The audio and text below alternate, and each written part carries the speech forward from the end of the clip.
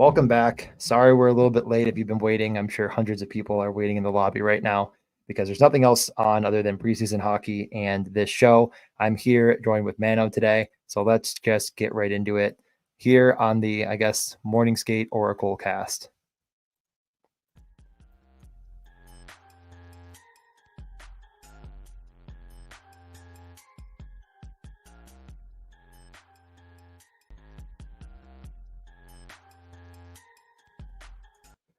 Welcome. Yeah, I made the whole intro thing and it wouldn't work at first. So that's why we were late, because I'm too stubborn to do work and then not actually make it show up on the screen. So we are back.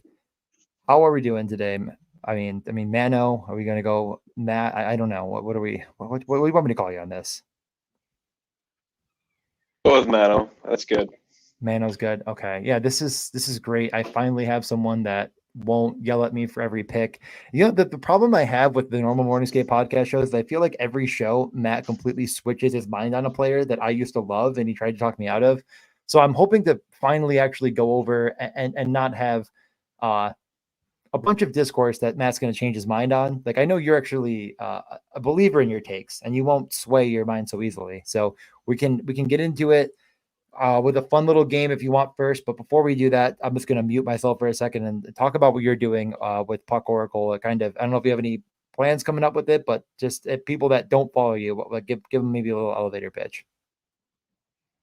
Sure. Yeah, I'm a big fan of best ball drafting on Underdog and now on Drafters. I've been doing it for a few years. Created a Twitter account this summer just to kind of get some more of a discourse going. I've been putting out market trends a week for the last, I don't know when I started, 6 weeks ago or so. I'm doing some fill rate stuff, posting some teams. I haven't done that for a while, but have a little bit more fun, engage.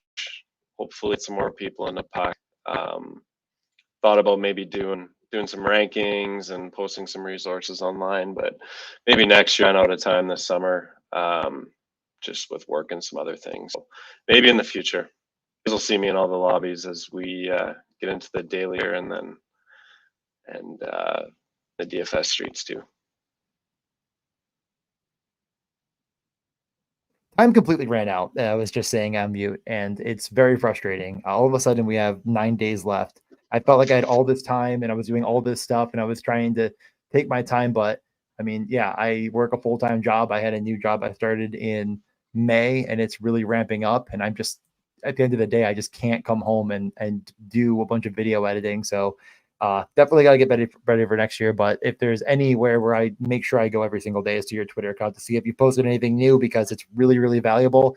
And I think that there's a lot of incredibly good creators making good stuff for hockey. And I think it's a lot better than most of the football stuff that gets actually pushed onto our feeds, because most of it's just garbage. But we're gonna, I mean, you do football as well, so I'm sure you actually are gonna smash in that. But I'm not gonna ask you about your best ball bags for football, because then I'll have to tell you about mine.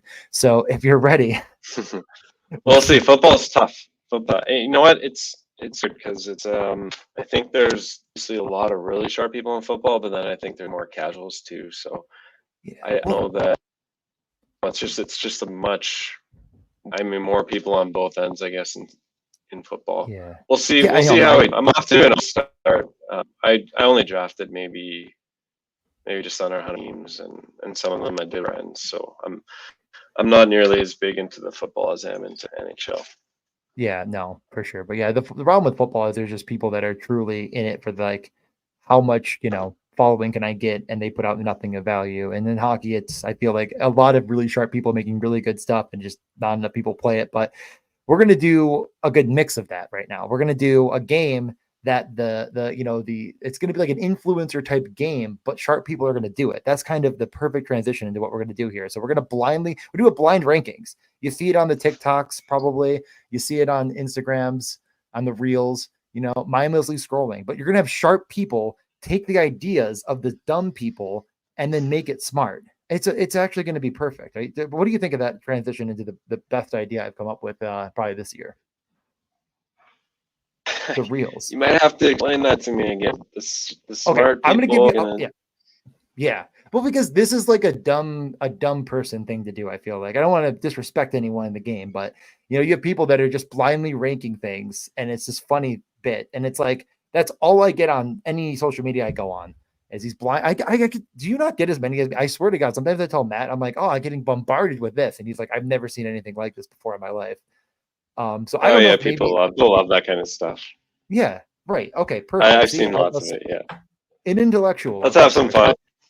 yeah, this is just going to be for fun to get things kicked off. So I'm gonna just give a couple notes on this. Number one, I'm just using forwards and both centers and wingers. No defensemen, no goalies. Just start there. Number two, it's all players I have definitely seen drafted in best ball, and that isn't a like most of the time. I'd say like a majority of drafts, every one of these players gets drafted. I'd say maybe like at least 40%. And the last is none of them are first round picks. I didn't include any first round picks in best ball in either drafters or underdog because I just kind of felt like that was a bit cheap. I don't know. First So runners, the first player, I'm trying to rank these based on best underdog. Is that what we're doing? yeah, we can stick with underdog. I did that because I felt like if you were thinking drafters or underdog, defensemen kind of get moved around and whatnot. But we'll just stick to underdog scoring. Where would you put Mika Zibanejad? You don't know who's going to come next. Where are you putting him out of 7? There's 7 players. Okay, so just best player or like by cost? Like is it by ADP or just overall? Yeah, hmm. Let's just do overall. We'll just say overall. We won't get by cost. Yeah, just overall. All right, I'll say Mika is let's start with a 4, 4? right in the middle. Yeah, right in the middle. You said 4, right? Oh, okay, yeah. Mika. Let's go Zeb. All right, number 2. Brian Rust. This is where it gets tricky because you just did Mika Zibanejad, Brian Rust going right around the same ADP. So this is really a debate now. And are you going to eat up that third spot if you like him more than Mika? See, this was the plan here for me. I had this all planned out, and I was like, this is going to get into an interesting discourse. You're scheming. All right, I'm gonna go 3 for Brian Rust. I feel like you almost have to. I definitely kind of I played you into this. I did. And I have a soft spot because he was on my winning team from 2 years ago. So maybe better for me. Third player is Thomas Hurdle. Lot going on with him. I mean, he's top power play, we believe, but maybe not even with like any of the good players on Vegas. Seems to be a little bit worrisome. Hurdle's tough. I don't know where to go with him. I think like have a really good power play in Vegas. They got the piece there. He should be on it. I'm gonna say 6 for Hurdle. Okay. Yeah, he I feel like he's the guy that like with flying up and like has come up too high now fall. Like people that are too cemented. Worrisome. Go to the next. Why isn't okay? Oh, I think I'm on the wrong. There we go. Dylan Strome. See, this is interesting. Again, do you like him more than Hurdle? Do you not like him more than Hurdle? Is there someone else that could go later than him coming up? We don't know. But what we do know is that Dylan Strome is on the screen right now. I've taken Dylan Strome a couple times recently. I'm gonna go 5. Dylan Strome 5. Okay. All right. I think this so far is pretty cohesive and well done. And next we have Jesper Bratt. Oh, 2. This is where it gets Definitely. tricky. Do I have an ace up my sleeve? Okay. Well, I'm not going 7, and Or I don't is want it, to go is it 1, going to so be? that Is it leaves going to 2. be? Yeah. Is it Tom Wilson? No, I'm just kidding. Next we have Kyle Connor. I think I know where this one's going to go. I think Matt would just leave Wilson off the sheet, wouldn't he? Okay, Kyle Connor number 1 would. is gonna have to be 1. Yeah, I don't have to even think. I think you honestly players. So this Logan, is very very good or very bad depending on who the last one is.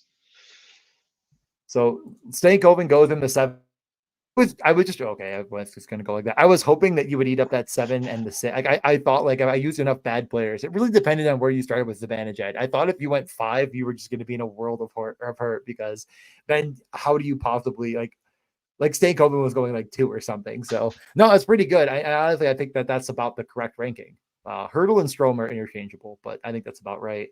So I thought a lot of these guys too are kind of hot button issues where like I think Kyle Connor's stock hasn't risen enough. I think Brat's probably correct. Russell's like he's probably one of the more yo-yo players in drafts where like I've seen him go in the 80s and I've seen him go like 110. Zibanejad too. Someone drafted what am I saying? If anyone's noticed his ADP rise, it's probably you. But someone was drafting him really early in a bunch of lobbies, so he's come way up. Yeah, a lot of interesting stuff. I thought these were some interesting conversation. But is there anyone that you want to discuss, or do you just want to move on to the better stuff? Yeah, I don't know, Connor. Like, I think you can make a case for him at the end of the second round. I can make a case for him late in the third too. I mean, they don't have any 4-game weeks in the finals, and I mean, we're gonna go the schedule a little bit later, so something to note on him. And then Winnipeg, I don't know, they're not super exciting to me. So I kind of got Zibanejad. We've seen centers just continue to rise. They were really high at the beginning, and then once ADP kind of settled the first time, they dropped, and then in the last 4 or 5 weeks, basically all the centers have been right from probably like round 3 through round 10. Um, so that's not a surprise on Zibanejad. Rust, yeah, I mean it depends how you feel about Pittsburgh. If you think they'll fall off, you think they're old and their power going to suck in, then I can see and avoid him. But he was very good last year in terms of how many points he put up per game.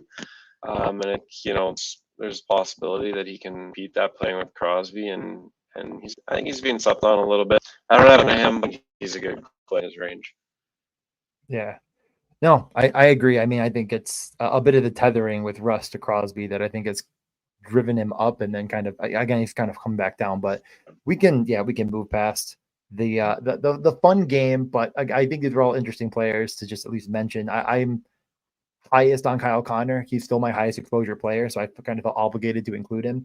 So yeah, do you want to share? I can share my screen with some of your stuff, but if you have a more of an order of operations, like again, I can remove myself and let you share if you think you got it.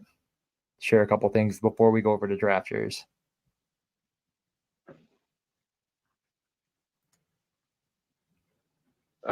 You were cutting out for me. Did you ask what I want to go through first? Yeah. Do you want to share? Or do you want me to share?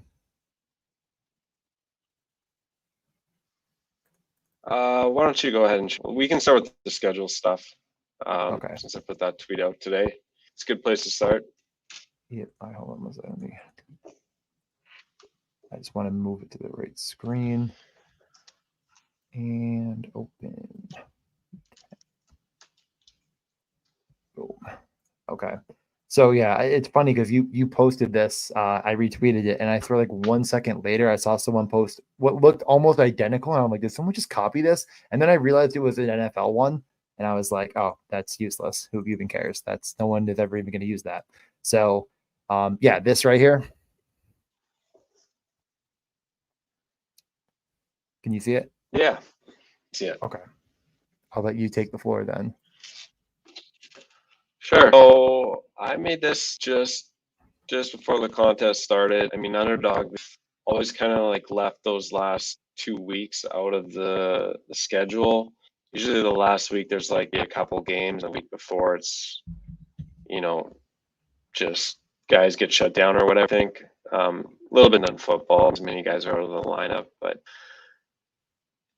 it was I kind of I would knew what this was going to be like, so I put this together right away. What you hear is just a list of teams. They're sorted by the games played that they have through the Underdog Fantasy Playoffs, which is the 3 rounds. Round 1 is the round with your pod, which I believe is 18 weeks, and then this is the 6-week sprint broken up into 2-week segments. It takes you through to the finals in the championship, sorted here by the amount of games each team plays, and then by the relative ease of their opponents based on last year's stats. So it's sorted by record.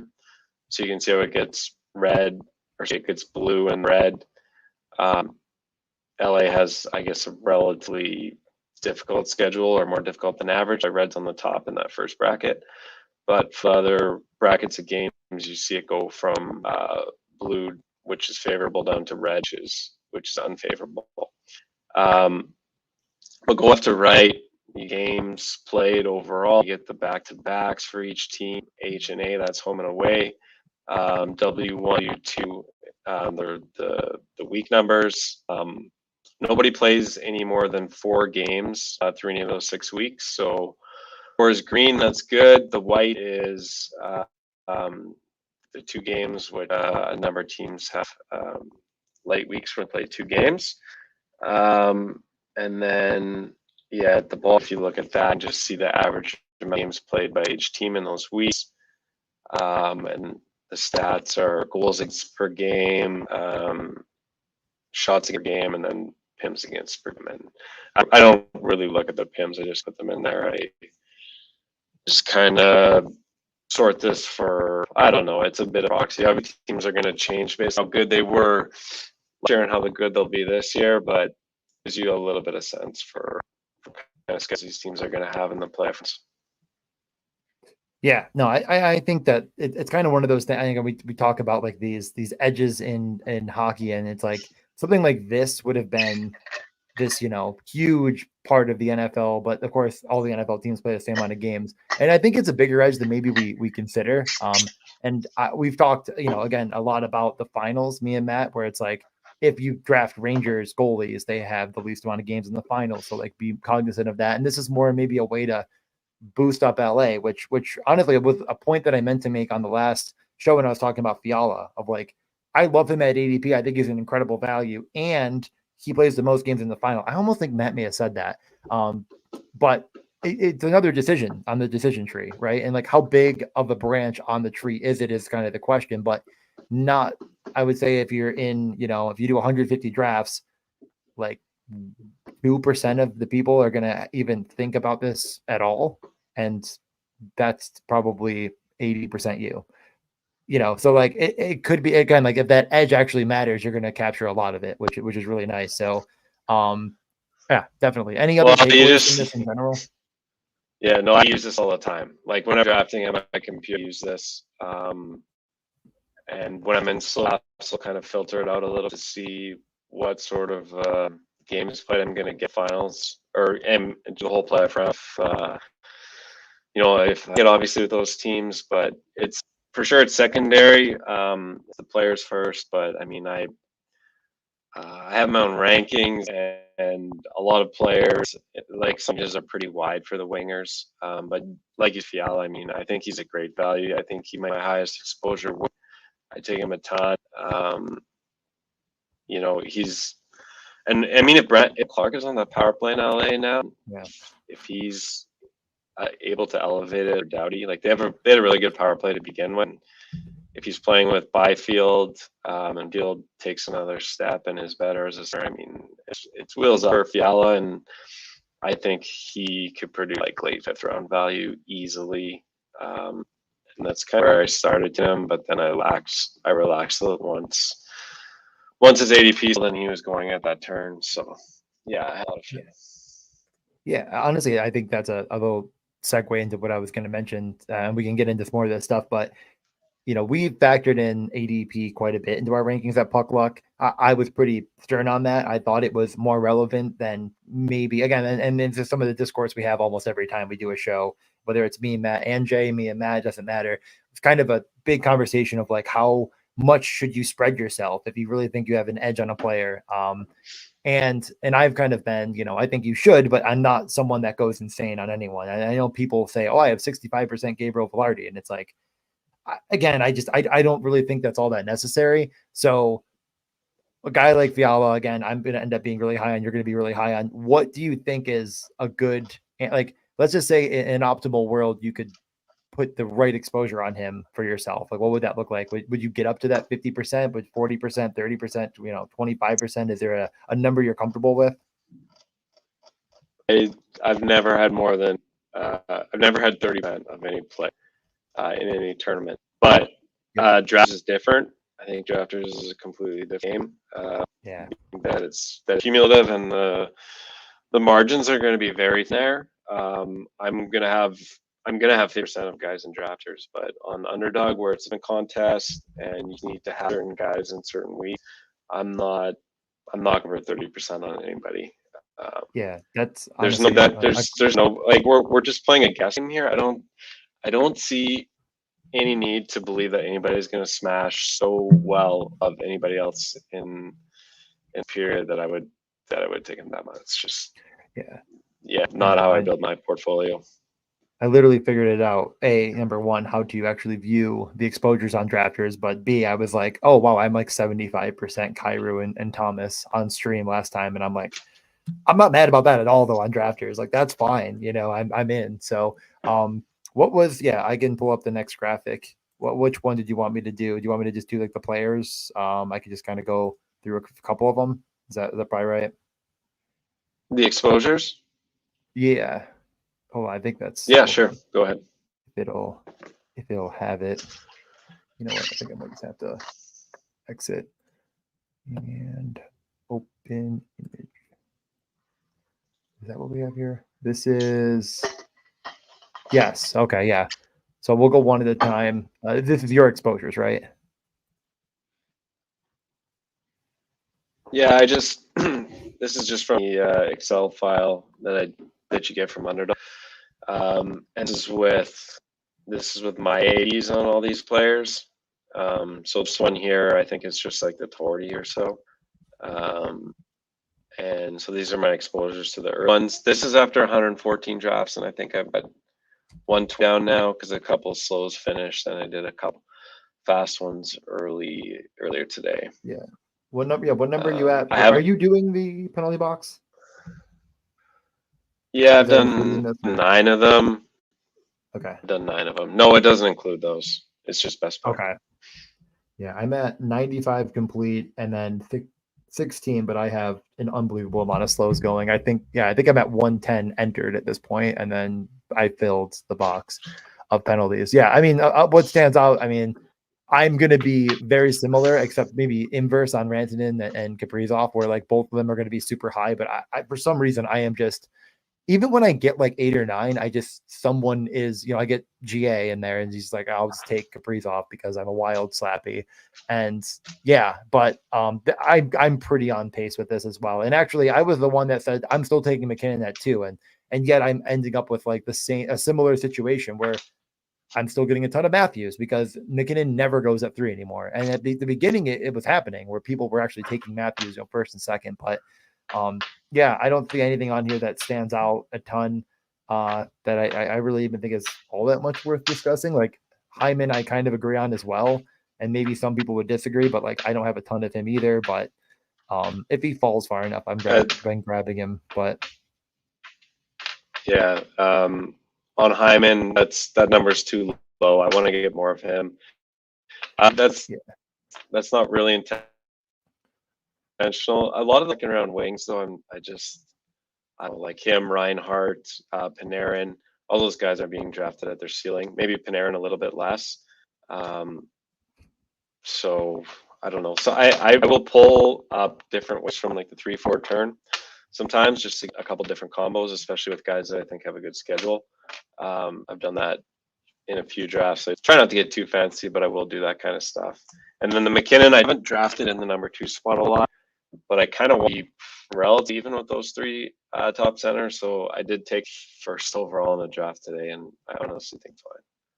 Yeah. Okay. So yeah, we agree on this kind of stuff. That this is exactly what I keep saying is like, I want to spread my exposures. Like all of these guys could win you all of the money. Why not spread your exposures? Because I would, in an optimal world, I mean, this is exactly the problem with my last year. But I did spread the exposure, but my problem was I had 6 teams in the finals and like 5 of them were like the same build. And then all of them died. and then I had nothing. I would so much rather get 3 teams to the finals that all had a McDavid and Matthews and McKinnon. That would be the best case scenario. You know what I mean? So I agree with that. Just because McKinnon was like 70% in the finals, and then I don't think won. No, I think he still won. I think he still won. I can't even remember now what the winning team was, but it's just like I'm pretty dead, yeah. I think he still won, Well, but like, yeah, I get what I get logic behind what Matt's doing, but it's not like it's not about this game isn't about who's a better player or who puts up the most points the course of the year necessarily. Like it's who can give you what you need when you need it, and all three of those guys can absolutely smash at any time. So I wouldn't want to be underweight on any of them. But yeah. Hold on, let me see. Oh no, sorry. I tried to do the thing the right way, but I don't think it's gonna work. I was trying to load the whole thing from Google, but let me try one more time because I have your whole exposures thing here that you wanted. And let me just see if I can open. Let me just try this. I don't think it's gonna happen. It won't even open in Sheets. I'm gonna give up because I don't want to sit here trying to load this Excel file in Google because it's gonna be garbage anyways. We'll just go through this. Honestly, we should probably keep it moving because we're gonna do two yeah, drafts. I well, don't want to keep you up till midnight, but these are your top exposures yeah, this is just my of the. position. I think I cut it off at like whatever 6 at the center.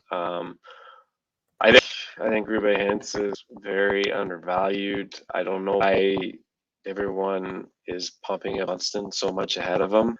I like Johnson a lot. I think he's a good player, but Rube's going in like the 11th round.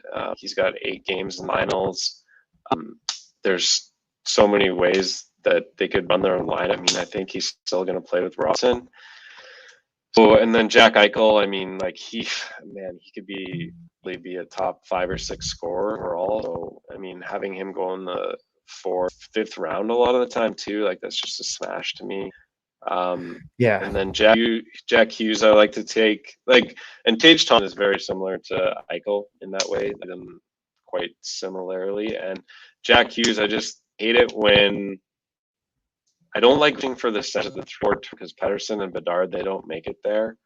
And so I would rather take Hughes and then just, kind of hammer Wayne goalie for the next few rounds versus having to reach for like a Stutz or, a Wyatt Johnson on 7-8 or a Stutz on round 5-6. So that's why I take a lot of Jack Hughes in that range.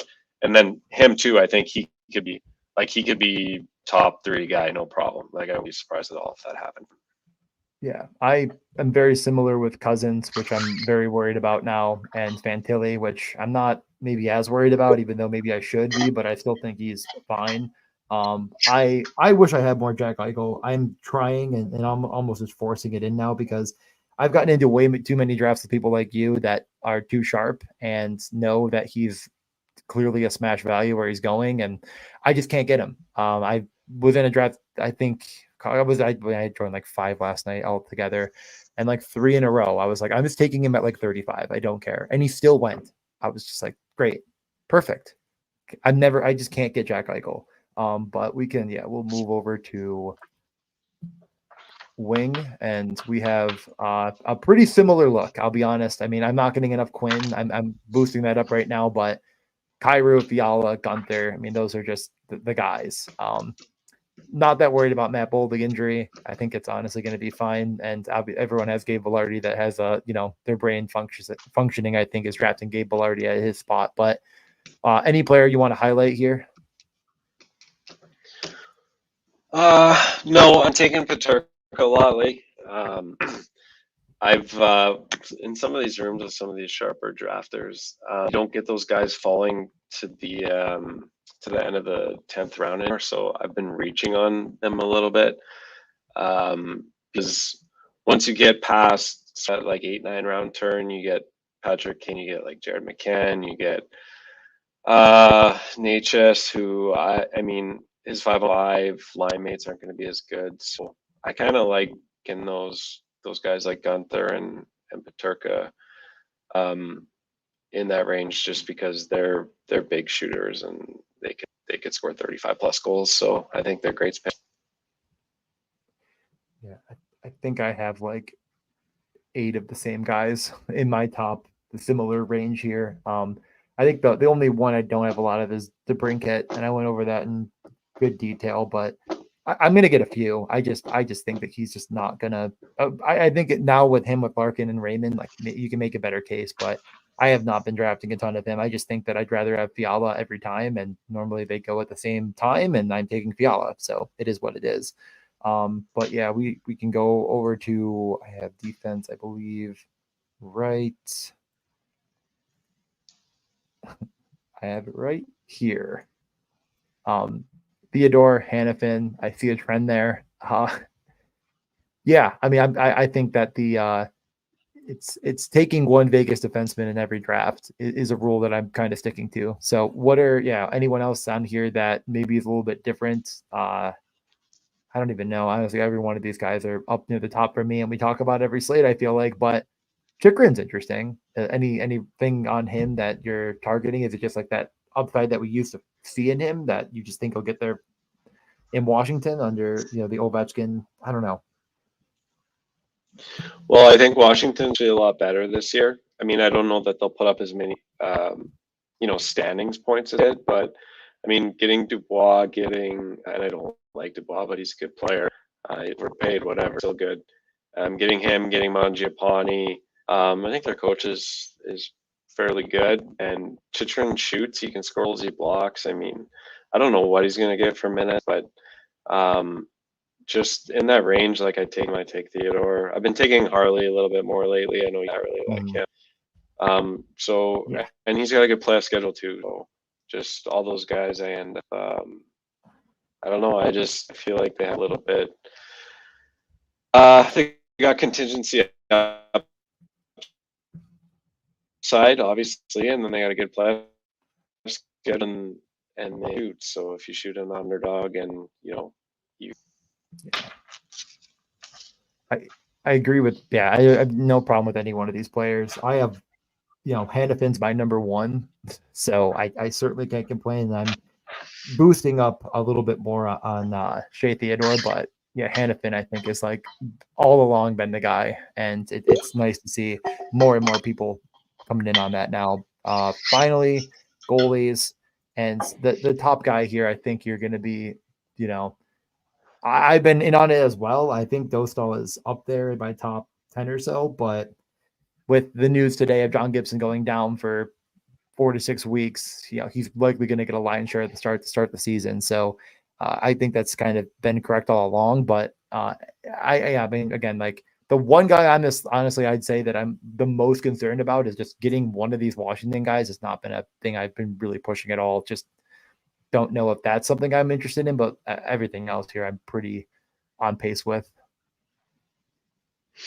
Yeah, I think like one of the things for me is I just like drafting goalies in the like round 7 to round 10, 11 range. I think that there's just so many lines there. And I think I would rather take more risk at goalie. I'm fine having teams that suck because I didn't get enough goaltending.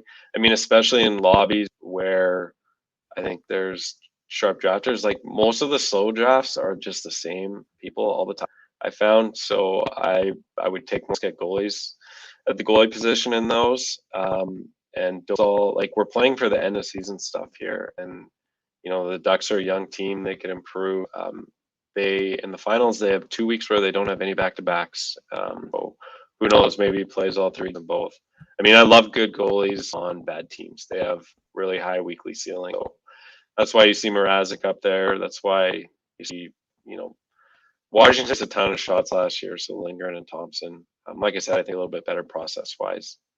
So I like taking those guys too. But usually I have one elite guy, and then I'm a little bit more willing to wait for my second guys. I think I'm getting more willing to. So another thing we talked about a little bit last show, and I think is still important in a conversation I keep kind of convincing myself of is like I'm doing 150 drafts. How many times would a goalie that's getting picked after round 12 be, and I think the point of this is that we've seen it definitely the past couple of years where one of these goalies does actually become incredibly valuable and nearly not must have, but could win you the entire, the entire thing. And I'm not getting enough exposure to guys going at the end of drafts. I'm getting a lot of exposure to early and kind of early mid, and I wasn't getting enough to, I would say, the chord range. So I've been kind of pushing that myself. And I did it on stream where I didn't take my last two goalies until like the final 4 rounds. Is that something that you think, again, like, and the math would back up not doing that? That's not a good strategy. Like taking one goalie and then waiting until round 14 and then round 16 is probably bad process, bad strategy. But is it worth trying a few times? Like, do you think that like, or would you say that if you're doing 150, just pick the absolute best team every single time? Don't try to galaxy brain yourself into different, processes. Because again, and my brain goes to, I'm taking too much goalies here, so I'm missing out on this core of forwards, this core of defensemen. And then at the end, I'm also missing out on a core group of different positions of these goalies. Like, again, like, should I spread the exposures out that way, or just say, like, we know how valuable goalie is and how much you should allocate to that bucket. So just completely missing on that bucket is never a good strategy. Like, does that make sense? I feel like this is a question I've tried to explain 3 different ways, and I'm still not sure if I explained it with any actual fluidity, but let me know. Well, you know what? I think if you look at my exposures, you can tell what my answer is. I mean, you look at how goalies did advance rate relative to ADP in those mid rounds. It's been a disaster in the last couple of years. If you pick the right ones, the right goalie, you have a big advantage. And that draft capital early is good, but the division changed a lot. It's pretty unpredictable. There's be a lot of changeover, and there's going to be guys who, like last year, there was Ingram and Mrazek, just a cord. Well, I like leaning into that a little bit. You'd be willing to have some bad teams, we definitely am. And I do some 4 builds too. Like I've been doing some builds where I'll take, like one of those top guys in the first 3 rounds, and then I'll wait and take 3 goalies late. So I get 3 chances to find guys who can help, could beat smashes too. And, like you got guys like Noonan and Dostal and Mrazek and Thompson. I mean, there's lots of guys. Some of those guys are going to be really good. I don't know which ones it's going to be. So I'm just willing to, have some bad goaltending. Unless DJ, like if I get a really good step through like 4 or 5 runs, then I'm gonna do a little bit risky at goaltending to make sure that I get their guy a little bit earlier. So that's a caveat for that. I'll just quickly go over to drafters. I do want to do it together, or do you want to draft at the same time as me in this drafters lobby? I just joined and we need like 4, I think. So if you want to join, you're welcome to. My exposures have actually gotten a little bit better. Yeah, I might as well do it at the same time. Yeah, Kyrou 15, Eichel 12. I've only done, I think, like I don't even think I have 30 completed. I have a lot of slows on going up here. But like I'm getting way overweight on a lot of guys. Pedersen, Eichel, Kyrou, Thomas, Barzal, Harley, just Vince Dunn. We kind of saw today that the power plays felt a little bit leading me to think that Vince Dunn is totally fine, but we'll get into that maybe as we go on. I've been drafting a lot of Vasilevsky. I just thought that he's been the goalie that slipped the most out of the like starts are so valuable here, and I don't really know why Vasilevsky should be maybe even more considered than he is, but that is what it is. Yeah, I'm getting a good bit of Olmark as my number 2. I don't think I've taken him once as 1, but again, I think he is due for quite a few starts. Vasilevsky. Sorokin, the injury is a bit concerning, but Patrick Waugh won't tell us anything, so we'll see what happens. They asked him today if like him not playing in the preseason is a plan or is he not ready? And he said, that's a great question. And they didn't answer it. Classic Patrick Waugh fashion. But yeah, I think this is sort of where I'm going to end up in goalie. Is very well spread out, but definitely trying to get one of the top guys. I'm just going to keep talking until it fills, and I don't know where we're at this point, but it'll pop up here when it's ready. Let me just check. Where are we at? Yeah, I just joined 2. It looks like, what do we have here? We have 3. Okay. I think I was second and you were third. 5 more. Yeah, but we'll get to it. Defense, Harley is just, I don't even know if this is right as much as I believe in him. Like like 47 points is nothing to scoff at, and 15 goals is special. This format doesn't reward it as much as Underdog, in my opinion, so it's not that pressing. And the knock on him is the power play stuff, where I'm just saying, as like my last defenseman in, I think he has a lot of upside, and that's normally where he's going. But are you weighting the power play points a bit more, where it's a bit more rewarded in this system? Like, is Harley like maybe Harley's stupid, but I guess if he's wrong, I don't want to be right. I don't know that he's stupid. I mean, you got to take a lot of defensemen in this format because you count two, and so it's like you can count two and you can count up to four, and 8 players score every week, right? So you Yeah, do need some deep you production, can. and it's because there's no hits and pucks and shots are both less valuable relative to production on this point, or sorry, on this platform. Um, I think you need to take the guys who, yeah, just they're getting more points. But I mean, Harley's going to play a lot of minutes on a really good offensive team. So even if he doesn't get the power play time, I think he's a good pick in this.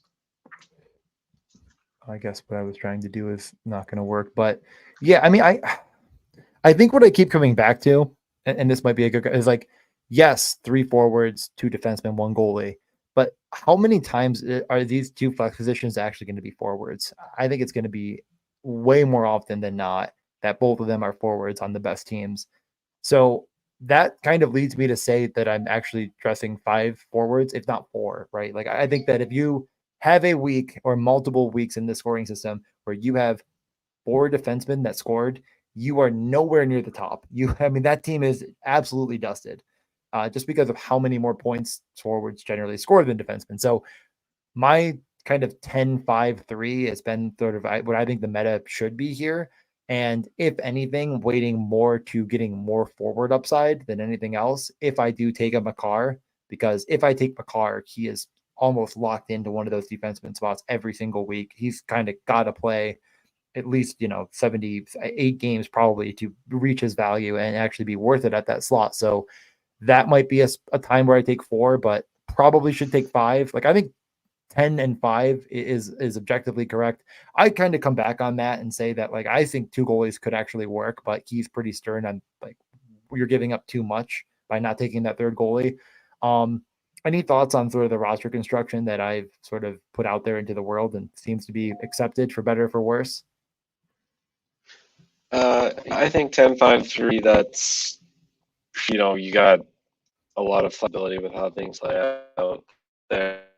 I know 2 goalies is bad. I mean, goalies, again, the scoring system is different. And on Underdog, it's 1 goalie of 6 players count every week. On Drafters, it's 1 out of 8. So I think that's significant there. And then as a comparison, and I think the goalies do put up less points per game too.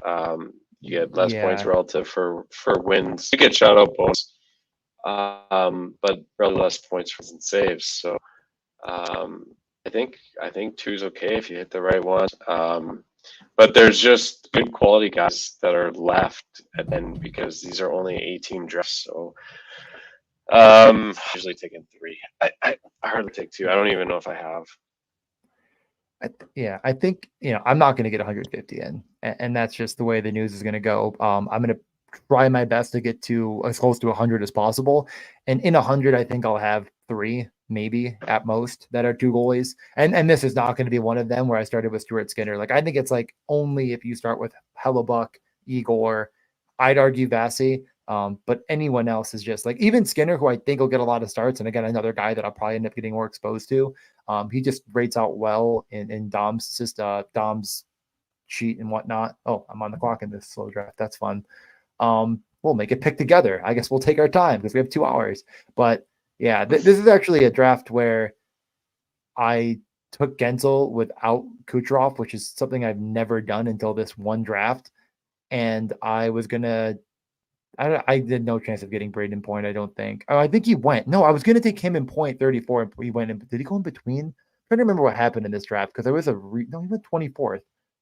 I think I thought that I could get both of them. And then, yeah, I think what I did was I took Gensel. And I'm going to take him at 34, and he went at 24, and I just missed it.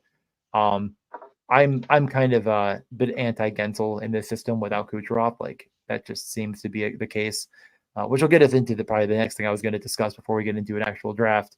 But yeah, I don't think there's anything that weird. My question was going to be, what are your thoughts on correlation? Because if I'm going to go with correlation being really important here, I'm probably going to be taking Barzal, who I'm super high on, to go along with Noah Dobson. Like, are you boosting up correlation in this system or no? Oh yeah, definitely. Yeah, I Yeah. think it's a big boost here. Yeah, I try and stack as much as I can. Yeah, for sure. I agree. And like I kind of, when I started my process, I was really honestly kind of had an open mind to how important I thought correlation was going to, just because, like, how do I want to word this? Well, there's no, honestly, the easiest way to look at it is my theory was that there's no finals week. You need it all season long, and we can't predict accurately what a team will do with their lines. So if we're saying that, like, I just kind of got to this point of like trying to convince myself it wasn't as important. But what I do think is similar is that the pairs are going to be really powerful. Like, if Noah Dobson gets there, especially in this format, I think it's just unequivocal that Matt Barzal gets there. Like, he is just going to be the catalyst that drives Noah Dobson to excellence. And if you take him with this much capital, that's what you need. So I'm getting a bit more specific, but I'm really pushing it. So, like, I'm not saying to jump 3 rounds of ADP to get Matt Barzal if you took Noah Dobson, but in this situation, I think it's just like, it doesn't even make it a question to me. Like, you just have to have him there comparatively, because when you're right on Dobson, you have to, you have to hedge that, not hedge, you have to push that bet further in this scoring system. Does that make sense? I feel like I just took way too long to describe the easiest theory in the world. Yeah, well, when you get those alpha weeks, add so much to your total. So when one guy's having an alpha week, I mean, the other guy's probably going to ride along, especially in this form, because like I was saying before, shots are not worth nearly as much. On the underdog, it's you can basically shots equals a goal, and on here it's 10. So it's not all about who's shooting and scoring goals. There's that are factoring in on the goals are more important. So I think that adds a lot to the argument for stacking more heavily, and going out of your way a bit, not too much like you said, but going a little bit for sure. Since you have to, you kind of got to nut out in this thing, 5,000 teams and 27 up top with just pure score.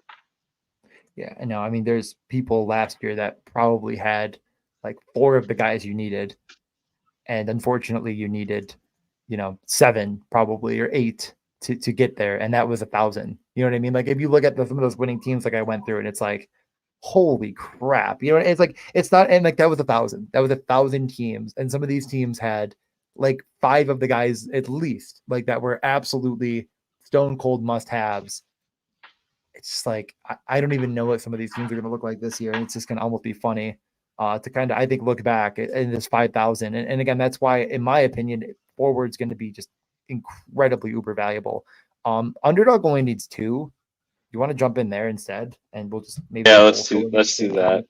I'm not. I don't. Yeah, I mean, 3 and 2.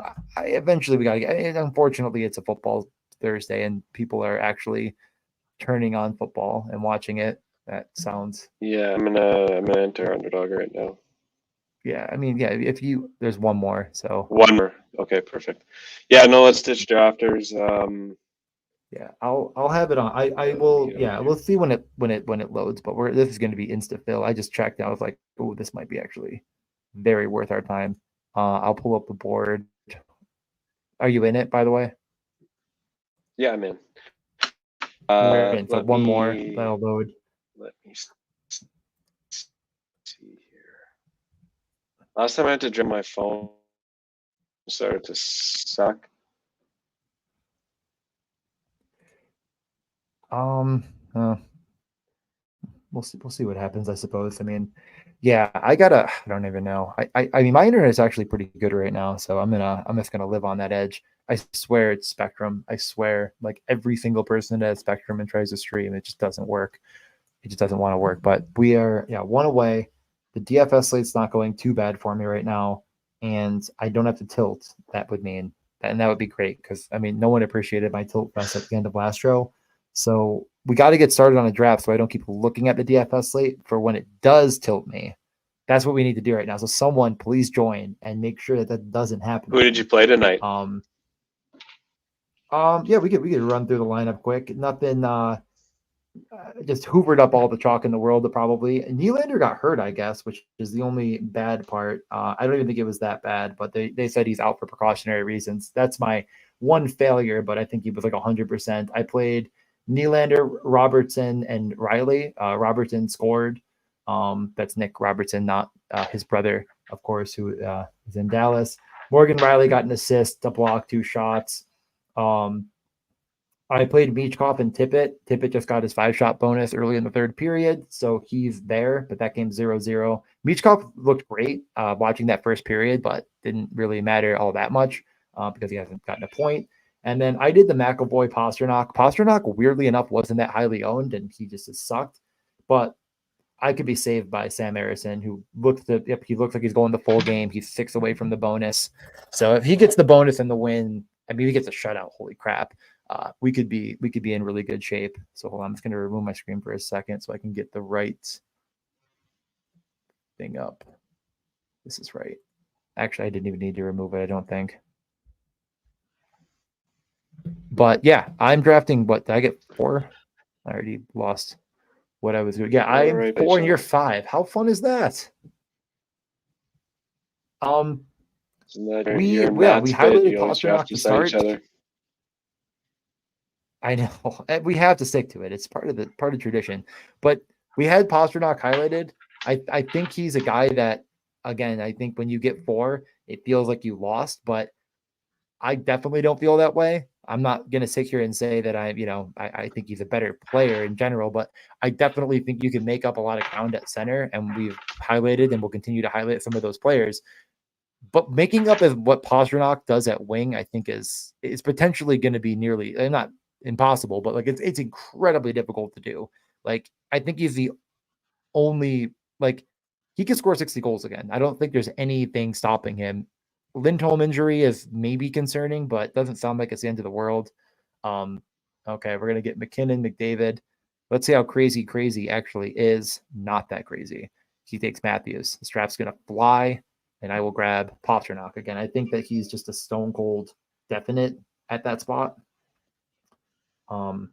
Did you leave the drafters lobby, by the way? I just want to make sure. Okay. Yeah, I did. Yeah, I'm out. But, okay. I'm actually going to leave it too. I'm just realizing that there's 0% chance that I actually pay attention enough to everything going on in my life if I actually try to do this draft that isn't filling. I'm sorry for the drafters people in the crowd. Just didn't quite get there tonight. They've been filling quickly, but I don't know. Not the end of the world. I know. Yeah, Joey is here. He said cheers earlier. Titans 20 is in the lobby. So far, pretty normal, other than Leon going 6. But I've been saying it all along. He's just going to continue to rise as more of the badgeless bros join in, and they remember the old meta. It's just not the same. It's just it's not that Draisaitl couldn't do it. I mean, he has done it. It's just they don't want to put him in the position to do it again. Does that make sense? Like Edmonton's not going to put him in a spot. What do you mean? Like they want to run on different? You mean they want to run him on different lines? Well, yeah, they want him to be the second line center away from McDavid. Yeah, no, for sure. I think he'll still play with McDavid a little bit, and on power play obviously. So he's got to do it on efficiency, on power play efficiency, because he doesn't get enough shots either. We may need to adjust the ranks because I believe Michkov just got a point.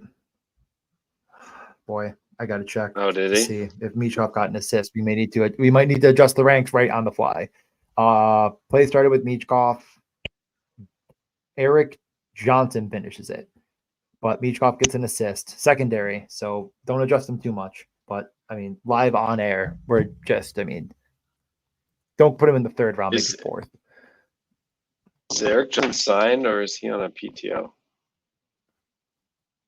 If he's signed, that's a bad idea.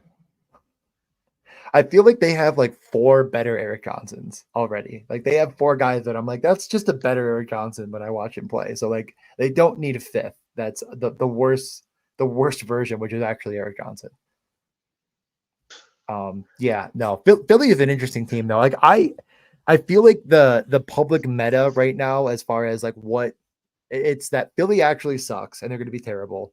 Um, that's number one. Like that, everyone that's coming out with rankings right now is like, no, no, no. This Philly team was a fraudulent mess. Their goaltending is terrible, and they're not going to win any games. And I don't know if I fully buy that. Like, I don't think they're good, but I'm just not. Like last year, I was like, they're going to be like 10th worst, and they end up being better than I thought. Like, I still think they're like the 10th worst team in the league, and they're going to be like 82 points or 84 points, and people are acting as if they're just going to torpedo to the bottom of the league.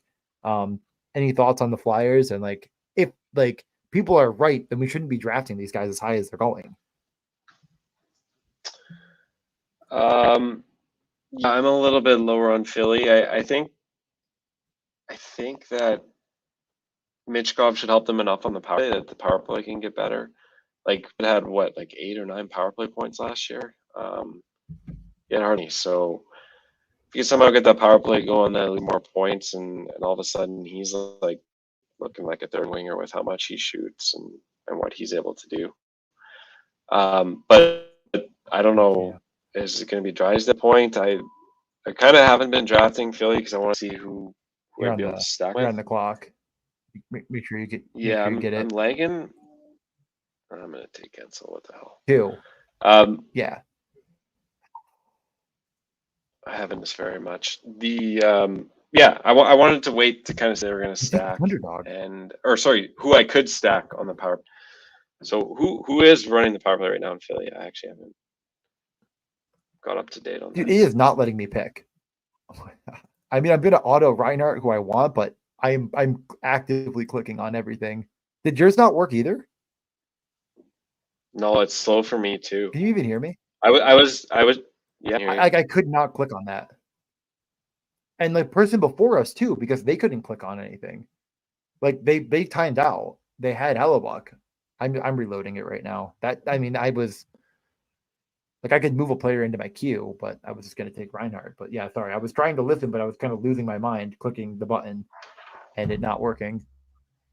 That was super weird. Oh, it's not even loading.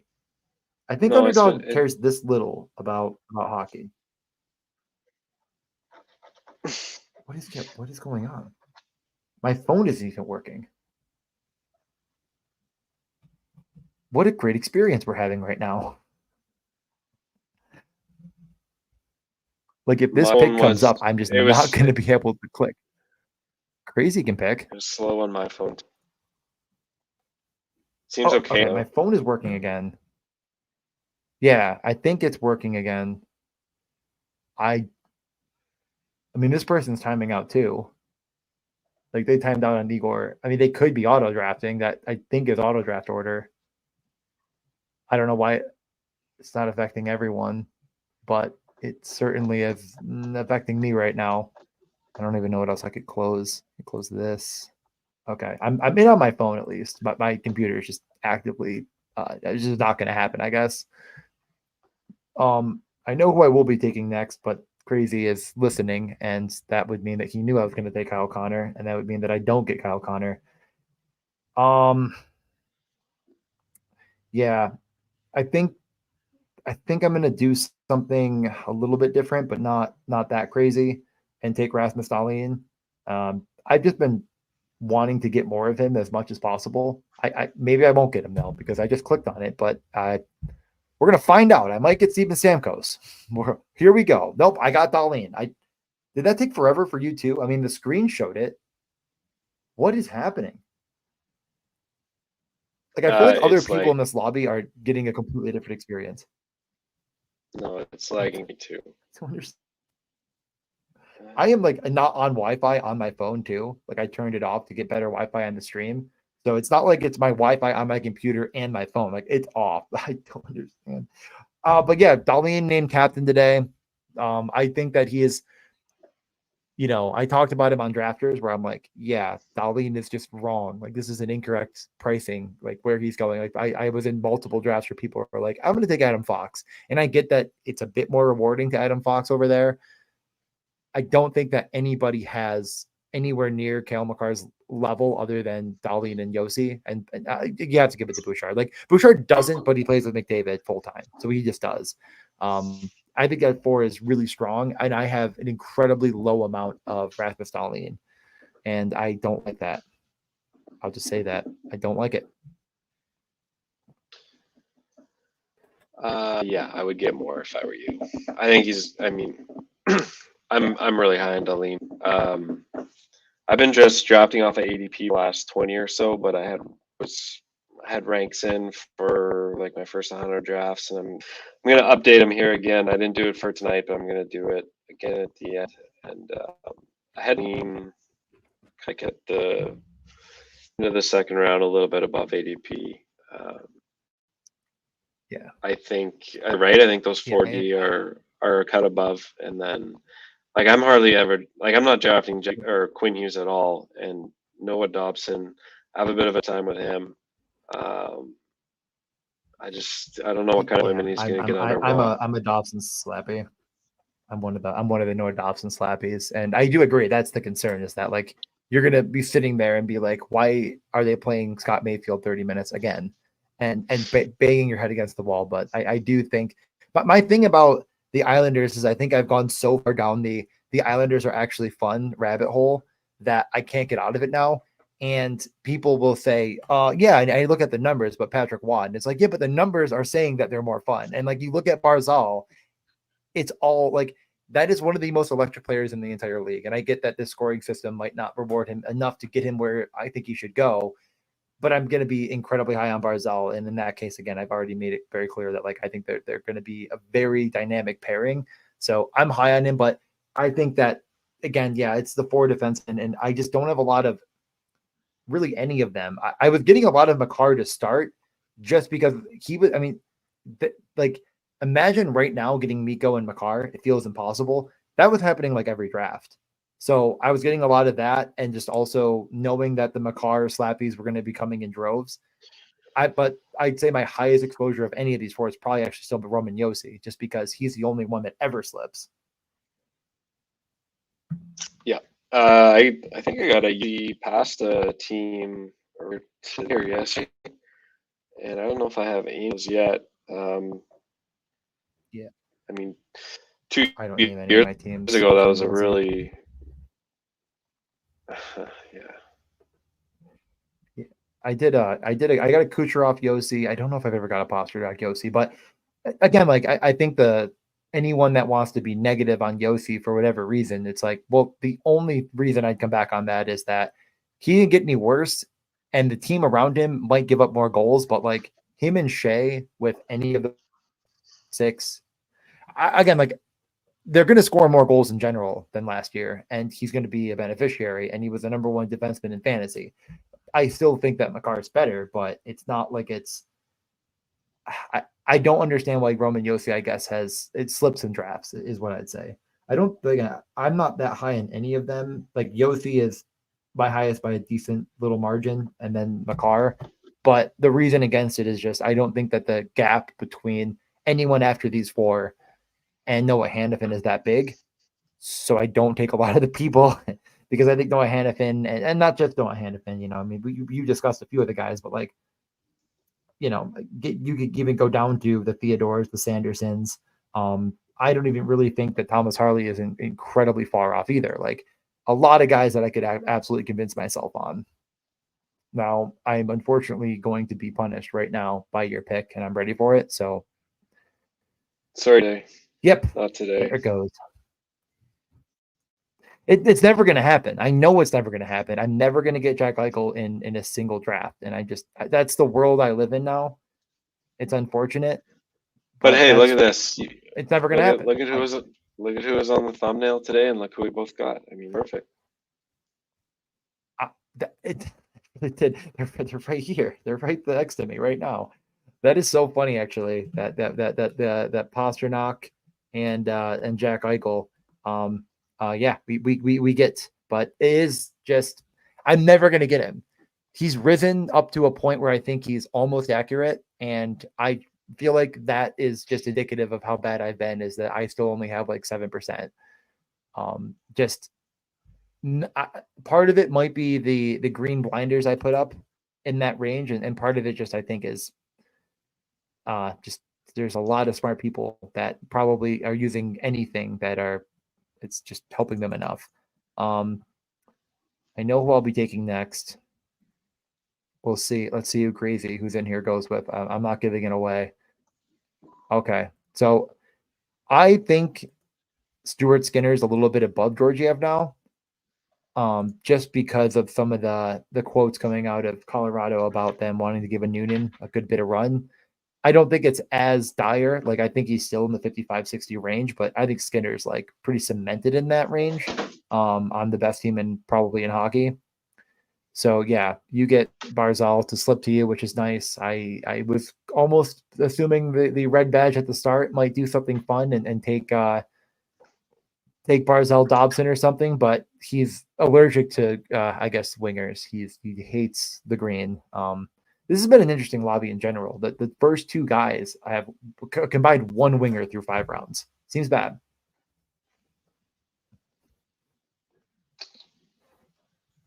Sorry, I had to. Someone was talking to me. Sorry, saying there. First 5 guys have what? Okay. No, no, the first two guys. So they well in this case actually McKinnon and then McDavid drafters have one winger combined through 5 rounds. Yeah, I weird. don't know One if guy that's a double. good They process. both double up on center, and one double up on goal. Plus, they both have D-man. Yeah, interesting. Actually, that FF Luigi guy, he does some different stuff. I've I can't argue seen him with in a the team he's building. I lot can certainly of cannot lobbies argue with lately. you. I, and you know, and it's been, I think, you know, yesterday we were sort of talking about how like news comes out and people don't react enough to it. And I think this year, with the amount of wingers and high quality wingers that have come into the correct positions on underdog and the amount of winger value I think that still exists on the line, I almost feel like we haven't reacted enough to that either. Where like maybe you don't need to start, you know, for like you know, I'm not saying it's wrong because last year I did it a ton of times, but starting like up 0-5, 0-2 was a bit of a fun way of doing it last year, and like this year I think it's just probably wrong. But I also don't think starting 2-0-1-2 is it's probably also wrong. It's like I think there's just a bit more of a balance that should exist in your builds, Yeah, I agree with you. if that's fair to say. No, 100%. I think the landscape is very, very different this year, and I think if we did a truth serum take, I would say that I think the data is going to look different after this year because there's just way less options at center. There's way more young wingers, who are attractive, and maybe some of them are going to. I'm sure some of them will. But I didn't feel like we had that last year in the mid range. I didn't have those wingers who had already shown thing that were young, had a lot of upside for the next year. And then, yeah, like I was saying, the center position is just so much thinner. So definitely we're gonna, and then goalies just are starting less games in the NHL too. So there's a lot of things going on that could definitely change the way that we look at this whole drafting landscape next year. Yeah, no, 100%. I mean, I think the number one thing is going to be if you look at all of the starts, that the best start is going to be something where in the first like 7 rounds you had one center, maybe 3 wingers. I could see it being 0 defenseman or 1 defenseman, and then at least one goalie. So whatever that's going to look like, or 2 goalies, like that's going to be. And like in the past, it's been, you could definitely get away without taking a center, but yeah, I just again, I number one is I think if you take one of those elite forward defensemen like I did, it's you really don't have to go too crazy. Um, boy, this is what I might boost my exposure to a player if it'll let me that I was talking about not having almost any of, and I'm gonna grab the Brinket actually. I have like 0. I was taking Fiala 10 times out of 10, but again, knew that wasn't going to get to me. The punishing blow of having you right next to me is that I just am not going to get all my guys. But DJ, yeah, I was I have making like you take 0 the to bracket, brinket, so and good job. yeah, I seeing him with Larkin and Raymond made me feel like there's an avenue. There's at least a path here. He shoots enough. It's not incorrect. It's just not something I feel like is going to be great. But I don't know if I have any. And that's mainly just because I've taken Fiala every single time. And Fiala is like my fifth or sixth highest exposure player. Like, but if he's not there, I don't know. It's like, is he actually worse than Slavkovsky? Probably not. Probably not. That might be a step too far. Um, I am on pins and needles here for how do you say his name? FF Louis G. I'm gonna call him. What does he do next? Two wings. Goalie. Ooh, he locks down goalie. Oh Really? man, the 2013. They were saying it couldn't be done. And FF Luigi said, yes, I can. If he doesn't take a winger here, I'm not gonna do anything. I'm just gonna be very surprised. Okay. Alex Tuck is first winger. What could possibly go wrong? I'm in an interesting spot. Let's see what Crazy does first here, but okay, he makes my pick for me. I was gonna take Barkov to go with Reinhardt, but I have boldly. Let's take Eriksson Ek. I honestly don't know who I like more, and I honestly think I would have taken Barkov to go with Reinhardt. Just I don't think it's that much different. I might as well take what I think is maybe a better. Well, I don't even think I kind of know it's probably a better correlation. But you're on the clock. I'll let you talk through your pick here of Dougie Hamilton. I'm just drafting an on-brand team, DJ.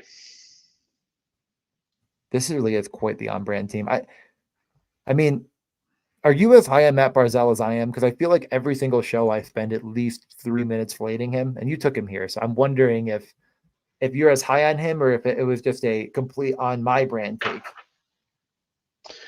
Barzell, I got a lot more Snikov just because I think there's a lot of reason skeptical of him, but if he hits and like if they keep that line loaded up and the power play like it is, he could really smash. So taking a lot of him. That's and then earlier before Eichel's ADP rose, I was taking him a lot there. Plus, I like taking Skim Markstrom, so that's only why I don't have more Barzell. I think he's a good pick.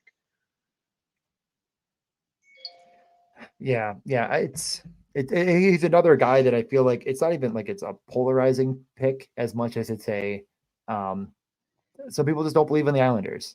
And again, I think these people are cowards and they are unwilling to open their third eye to what the New York Islanders could be. They are stuck in the past, and the only problem is that I've watched Scott Mayfield play, and I get it. Pellick and Mayfield will be out there, and you're just going to be you'll be mad. But when Matt Barzal steps on the ice, it's a new team. Are there any teams, I guess, while we're talking about team specifics, that you want to be higher on? Are there any, like, for example, I think like a Montreal is one of those teams where I think is a bit of a popular one where it's like, well, even if they're not that good, I mean, Caulfield, Suzuki, and Slavkovsky is where the offense is going to come from. I mean, is there any team that you're sort of like, this is actually a team that I think is like, not even just for stacking, just in general, you want to be higher on than the field? It's Buffalo for me. So Detroit, God, don't but say that's this. a lot. That's a lot because I'm a home. But I do like where Larkin's special. I like what Raymond's been able to develop into, and I like to Brinket.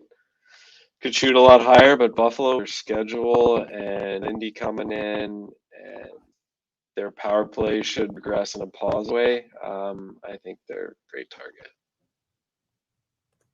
Yeah. No, why not? Why? Let's just get me more excited. I am officially drinking the Kool-Aid, and I hate myself for doing it. I do it every year. It really is like the worst relationship I have with anything in the world is me and the Buffalo Sabres because I let them hurt me every year for 15 years, and I'm once again back. and ready for more. So it's going to be great. We are coming up to the point of someone auto drafting Frank Vetrano. Third line, second power play, Frank Vetrano, still, I think, 30th in ESPN rankings. Most of you want to take him here and make a point that I have not thought of yet. Is there any thoughts on Frank Vetrano being the worst value in the entire draft throughout the entire process of this season? I don't think he is. I thought he was when it owned, but I think like, early ninth round. So I mean, where he is right now, I honestly don't think it's that bad. All right, well, time for you to do it. Oh man, not even Hill. No, I mean, This is your perfect. This is your chance. I don't think I want to wing here. The moment of truth. Let's go like this. Okay. So you're not a Kemper guy. Is that confirmed? No, I got lots of Kemper. I mean, not a lot, but I have a go. Yeah. He you know, new coaching staff there. He gets hurt a lot. What's he going to be like at the end of the year? I don't know. I mean, in the schedule, I think they play a whole bunch of back-to-back games too in the playoff weeks. Oh God. So he's going to be with all those games. I don't know if that's actually good for him. But I do like Kemper. What's empty net goal, Philadelphia. Do you want to take a guess who scored it? Philly scored. Philly scored an empty netter. You'll never guess. Johnson. Majkov. Oh, he's already gone. He went at 85. The Stonks are truly going to be to the moon and back. I am concerned for how high they're going to go. Like, yeah, that is so funny. I mean, DFS, I'm a happy boy, and I did bet them tonight because I'm actually deranged. I'm a deranged human. Like, oh man, I've been betting on all of this stuff. But yeah, Michkov, empty netter. Get ready to learn round 8 Mateev Michkov. Did somebody take already? Take who? Oh, Gunther. Whoa. I think I took. Yeah. I mean, honestly, Batherson versus Gunther, it really isn't that crazy of a debate. Like, I mean, like to have that debate isn't really not that crazy. And again, like I think we simply are not reacting enough to Dylan Gunther. I just didn't know where he'd get ADP wise. I'm not sure if I have the stones to take him at 101, but he is just top line, top power play, elite shooting, elite everything. They paid him all the money in the world. It feels good to be right about someone, and I hope we're all rewarded because I think he's a really special talent in the fantasy space. Like which wingers would you take of him that have a higher P? Like I don't want Buchnevich, I don't want Skinner, I don't want Hagel. I take Kane enough, and I take McCann. Those are the wingers that have a higher ADP than him. I think again it's Batherson's an interesting one because we just have no idea if he's going to be on that top power play. Ottawa just feels like this very big mess of good, a lot of good, and I don't know what's great. And the problem is if you're wrong about whatever player you think could be with a bunch of other good guys and on that top power play, like you're getting a 0. And Batherson does worry me. I don't have a lot of him, so yeah, I think that's fine.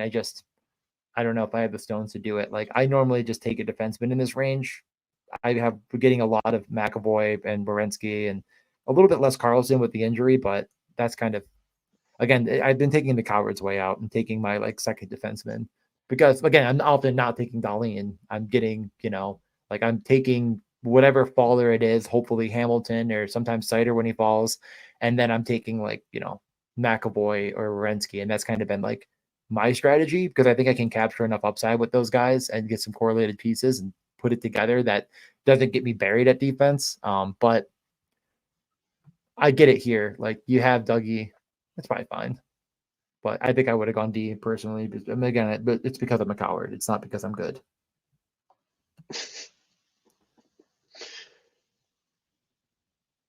Okay. Oh boy. Sabres tie it. we are really Ottawa's going to lose to the fourth string Sabres tonight, and Harrison's going to score me 40 points. Oh boy. Do I take down the entire slate? It looks like it's possible. What contests do you play in the preseason? Well, I would play absolutely everything possible, but there's not many. So tonight they only have $133, a 3 max 5, an extra single entry 5, and then the $1, and then all the tickets. So if everything goes according to plan, I get like, I mean, last night I won. Well, no, 2 nights ago I won the 33, and I placed in everything else, and I won like 4 tickets. But tonight would be, like 8 or 9 tickets to the big $5 they're opening the season with. So I joined every single contest other than a couple. Like I'm not going to play the $1,000; it doesn't even fill. And then some of the big tickets for like $300, I'm just not going to play that game. You're on the clock though. I'll let you talk through this pick. I'm guessing you're going goalie here, but we'll see. Nope, you go with Sergachev. That's a good pairing, honestly. And I think it's going to be unique because they go at like the same spot. Actually, it might not be as unique as we get closer. I don't know. I've done it What am quite I a going to bit. do? Check later. That was one thing I was gonna suggest we could maybe talk about. Is I have a sheet where I enter all the draft boards, and so I take the combos and but I mean nothing is really that common. It's not like football. You have, I think they were showing that Yeah. AJ Brown, Jalen Hurts were there on like 50% of drafts. That's pretty crazy. I mean, even then, it's only, you divide that by 12, right? So it's only like 4.5% of teams. Yeah. No, I definitely, I honestly never even thought about that of like looking into like with the, because there are some pairings that are going to be pretty strong, but honestly, I don't even think it's going to be all that close. Like even the Kucherov Gensel stuff doesn't even feel like it's going to be all that piled on, just because it's like it's not even like it's hard to do as much as I almost feel like I'm talking myself out of doing it sometimes to avoid being chalky with that or whatever. But there's just so many combinations, anyways, that it just does like the drafts are so much more random because there's just less of a reason to correlate. Like the quarterback situation is just there's nothing like that in hockey exactly. All right, well, I'm getting into a bit of a bind here of players I don't want, and I'm just going to do this and then let the board fall however it does. I'm going to do the 1-6, 1-3, and just get weird because I think centers Well, are going to be falling like a rock. I'm with it. you made that decision for me. Yep, you get I was gonna take the Brust there. yeah. I think that again, like let's learn from what we've seen. Then DeBrusk is going to be glued and glued to Pedersen, and man, like that goal he scored, I'm like, that's it. I think he's just could be better Gabe Velarde because he'll shoot more. And like I'm like that's kind of how I'm viewing him right now is like top power play, net front, maybe not as good with his hands, but like DeBrusk will shoot and Pedersen will pass. Like it's not like DeBrusk is gonna take or not DeBrusk. It's not like Pedersen's gonna shoot a million pucks. Like he can, but he definitely will dish it. Like I think there's just so much upside in Jake DeBrusk. I was kind of surprised the Pedersen drafter didn't take him there and decided to go back to back D, but I guess lock that D up when you can. Yeah, no, I'm really high on him, and I just haven't gotten enough. I think again, it's like, but the players like DeBrusk, it's like I would take 100% in the right situation, but a lot of people that take Pedersen are just forcing it in, which is the right thing to do, and it won't be that popular. Like, what percentage of teams will have DeBrusk and Pedersen? Like, it's I don't know, 15% maybe at most. So what does it really matter? Because everything else is going to be pretty Of randomized team from there. or like how? Um, You mean of teams or how often are they going to go on the same in a draft? I mean, they obviously can yeah, only those are be kind of like, different. Yeah, that yeah. would make No, you can do that because that's what I'm it would have to saying. be Like and probably 15 to 20% of drafts that combination will happen in. That's probably that's what I mean. Yeah. yeah. No, so Yeah. yeah, I don't think you need to worry about anything too common in this. I really don't. And if you like a combo, I would just take it as much as you want extra to it, and I wouldn't worry about other people doing Yeah. it. Yeah, this has been a really interesting lobby. And as Sam Harrison helps me to try to win the slate tonight with his 36 save shutout, Joey in here sees that and says, I'm taking Sam Harrison right now. And following the path that I feel like I've built, because my highest exposure goalie, I'm almost positive, I'm just going to double check quickly. I would hate to misquote myself on my own show. If he's not number one, he's got to be 2 or 3. But goalies, it's Harrison. Harrison by a decent little margin above Jari. Unfortunately for me, my like 5th goalie is still Thatcher Demko, and that makes me a little bit worried. I don't love that. I am certainly have to be done drafting him, but maybe he'll come back. It doesn't look good. I don't remember The you having vibes a aren't lot of good with Demko. Demko. That's just one that I felt like it's gonna work out, and it's not. I don't even know what I can say about it. Like, I think the secrecy in general that's gone on at first made me feel better about it, as if like you really couldn't hide him being completely unable to play at all. But now I'm almost worried that the secrecy is that he'll never be the same. Like he'll never be the same goalie, and that's why it's so. I think it's even almost more dire than the he's going to miss 2 months. Like it's almost as if they're saying he just cannot possibly start 40 games. Like that's how it feels to me at least, and that's equally as bad. Yeah, this has been a really interesting lobby. Um,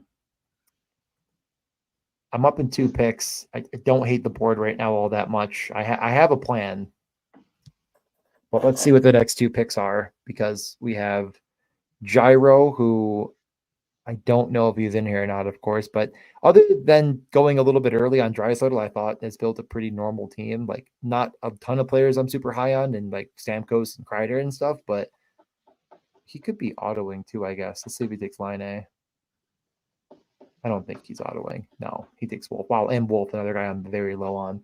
Are you in or out on Dustin Wolf? I'll let you pick I'm first. mostly out. You want to? I haven't taken him much. Don't tell Matt I took coaching. You're lucky he's not in here. Yeah, and Cutter, another one's like we should learn from the news. Like top line might be not the right term, but top 6, top power play in practice and everything else. And like not only is it like that, but I think like I'm saying, maybe not even if you want to consider top line, I think a better outcome for him to peak is playing with Leo Carlson, because that's a guy that absolutely doesn't want to shoot. So like, do I think Gauthier is going to score 35 goals? No, but I think especially in this format, he could be even more rewarded for like successful weeks, and like down the line that could come into quite a great spot. So, and then I took Jake Sanderson after. Again, I kind of mentioned I want to get higher on him. I think that he's just sort of this perfect mold of player in this format of like all categories, that if the points do come, it could really, really benefit. And the other part of that is like, I don't think you have to worry about who you're betting on in Ottawa, because doesn't like to me, it doesn't matter that much. Like any of these players could kind of get there. Doesn't mean that he's bringing 3 along. Like, I don't know. I'm not that like I'm not worried about missing out on like Brady and still drafting him. I don't really know how else to word it. Like I think it's totally fine to just take Jake Sanderson by himself and not like think you're in a bad spot. I am mad that all the centers went, because boy, I don't love my spot for that. But who do I have again? Yeah, I always used to just take Cousins when I got stuck, but if he's not going to be top power play, then I don't know. Yeah, Certainly limits his up a lot. I planned on taking Jack Quinn from you to go with Darlene, but I just am taking Gabe Velarde here and locking up wing and moving on. You're building the goalie situation that we kind of talking about from before, so you're might be looking to take one now, but we'll see. Why is my watch going insane? Oh, Oslid wins it, and Omar does not get the win. Boy. I think the Sabres just scored a ridiculous. Oh yeah, Noah Austin in overtime. That's why my phone's going crazy.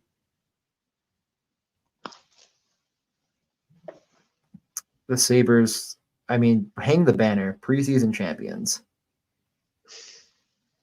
Maybe Are you're you onto happy that something. Lindy back? Originally, no. So okay, I'll walk through my thoughts on Lindy Ruff. My original thought was I would have rather had Sheldon Keefe. I would have rather had a couple other guys that I felt like were more of like solutions to the coaching issue we've dealt with for so long, where it felt like a revolving door of terrible options.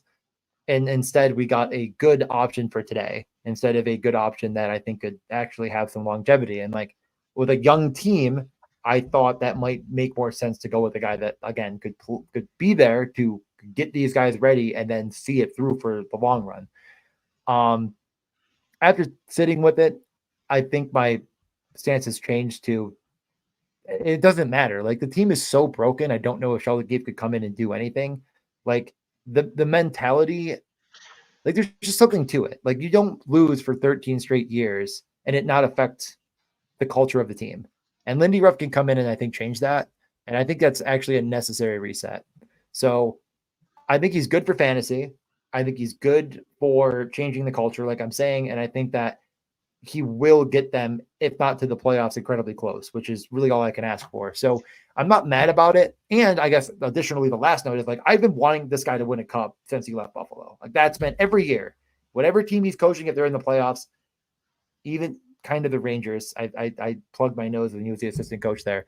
I rooted for them. Like I want that guy to get a cup. So why not root for my team in the perfect situation? Like why not just go all the way in, take all of the entire bowl of Kool-Aid and just chug it. What are your thoughts? You seem optimistic.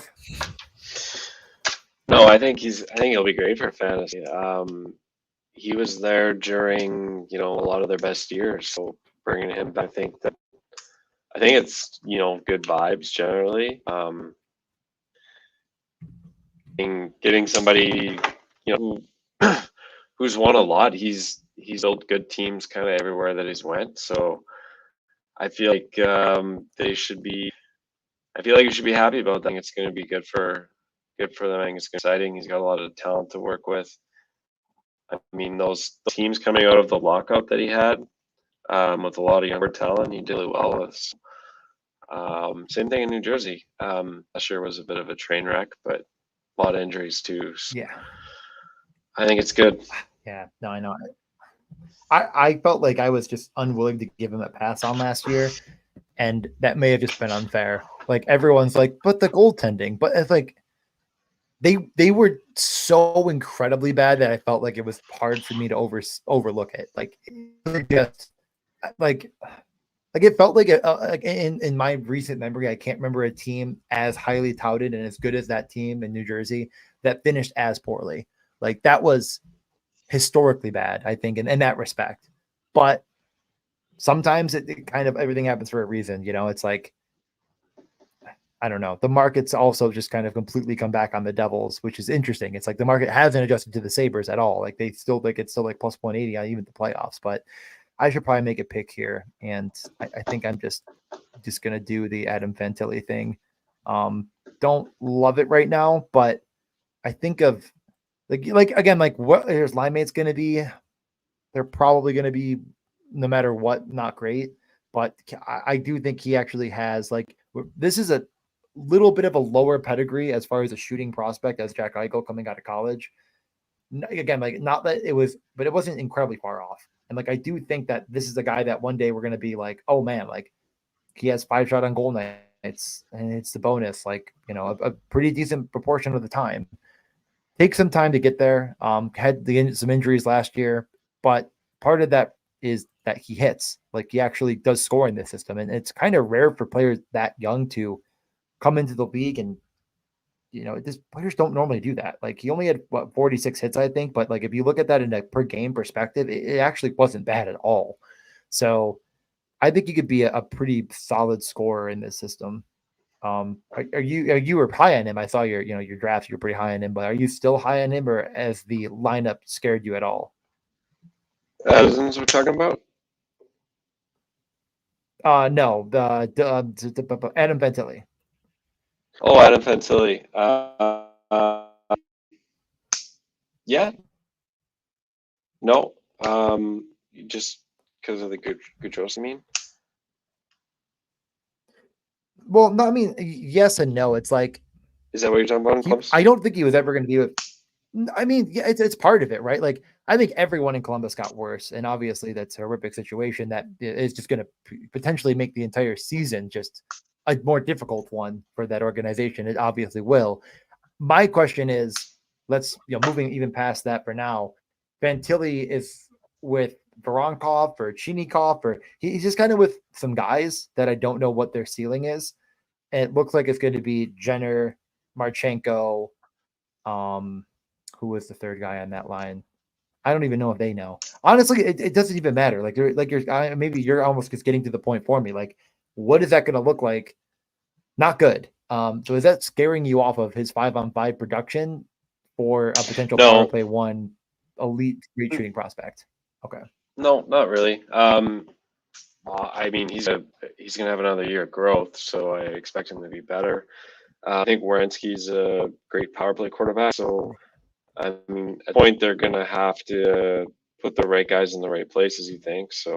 And he's just cheap, right? Like you can get him in the last round. So I'm happy taking Fantilli. I guess I'm above mid a little bit. I'm at around 10%. Um, I'll maybe add him a couple more Yeah. times, but no, I'm not too worried about it.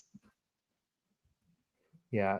I think, yeah. So again, I was kind of getting to this, but let me actually take a look at the full scope. But I don't remember the exact number. I did it at one point and it wasn't crazy, but I took like what his underdog scoring would have been if he played all 82 games. I don't remember the exact number he played, but it wasn't a ton. And I tried to figure out what his underdog score would have been. And again, it's not like he wasn't getting there at 18 years old. I think no matter what however you wanted to look at it. But in 49 games, I'll just do it really quickly. 49 games. Let's take a peek here. How many points did Fantilli have last year in 49 games? He had 296.5. So 296.5 divided by 49 puts him at 6.05 underdog points per game. You times that by 82. It's just under 500 at 496. And of course, that does not help you. That you would not have been, anywhere close to that actually probably mattering for you. But is this kind of a prospect one you want to bet on early and think that he could actually have the jump like you're talking about? And I think that not only is it because of the pedigree he has and the rate shooting that he had coming in, he also was hitting. I think he could get more involved defensively.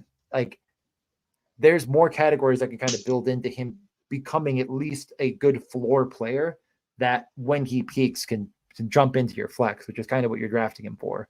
And the guy I took after him is Dylan Strome, who I like more than Fantilli, to be honest, and a guy that I'm just going to probably be hammering at the end of lobbies now that we see he's with Ovi and Mangiapane, I believe was the line. Like that kind of feels like that just feels like this guy should never go undrafted, in my opinion. I mean, we talked about Dylan Strome from the beginning, but a guy I really wanted to bring up again, like, is it wheels up for Dylan Strome and we're going to be too late to the punch entirely?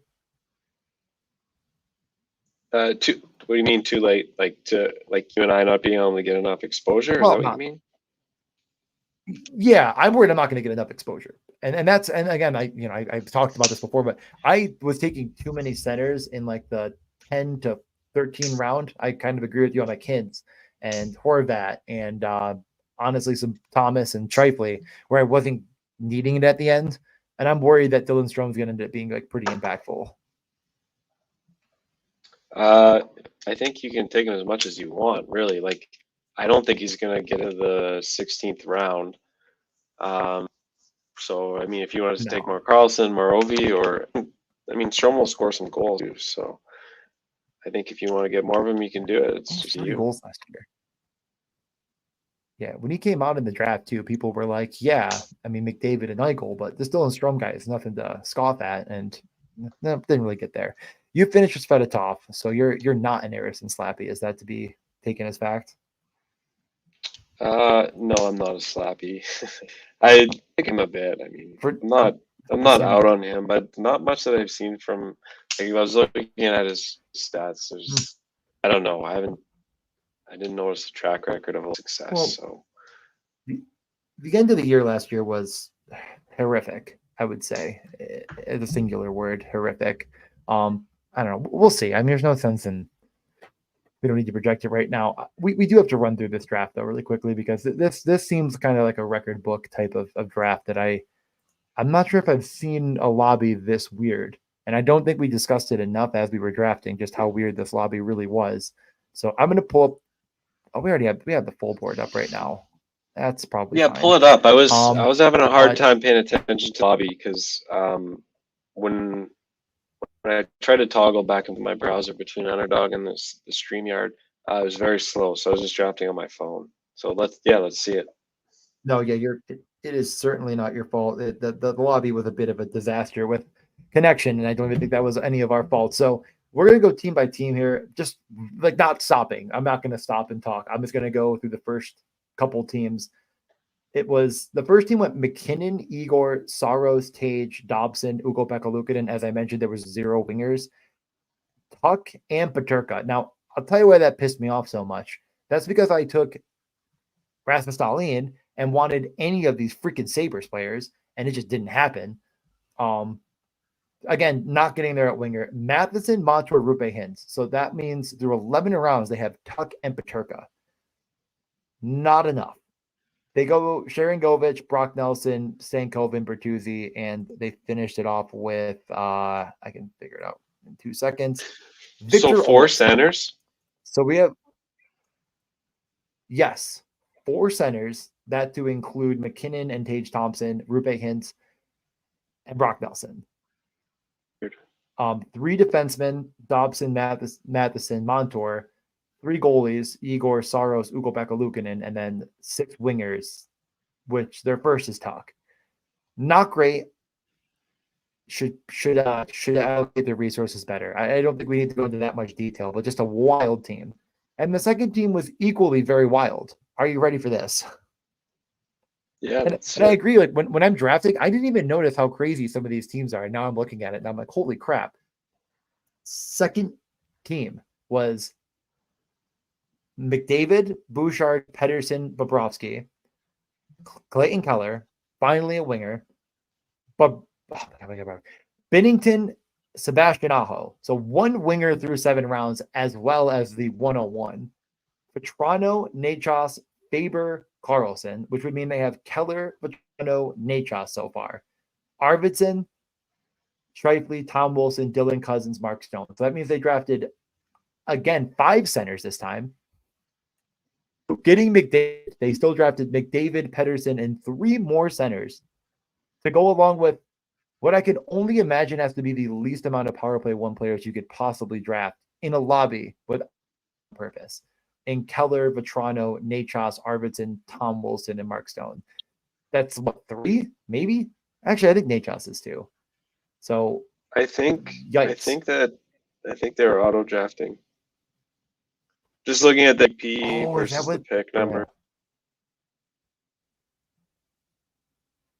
Like for Yeah, Bobrovsky. Tom Olson mentioned that someone was auto drafting that PD. Is that who that is? Oh, the PD because he drafted Pedersen. Oh my god, he auto drafted that completely. That's exactly what you meant. Oh, I missed Joey's question, but we'll get to yeah, not John Gibson because he's hurt, but you took Oh, John there's a Gibson. once and Um, four crazy. four. What the hell? Yeah, no, it's gonna get crazier. Crazy was in here, so I'll mention his team quickly with Matthews, Marner, Connor, Verhage, Georgiev, Slavkovsky, Barkov, Riley, Montembeau, Ehlers, Bushnevich, Line, Harley, Dostal, Cooley, and Rasmus Anderson. I just no notes. That seems very well done. A little bit of interesting correlations, but a lot of them.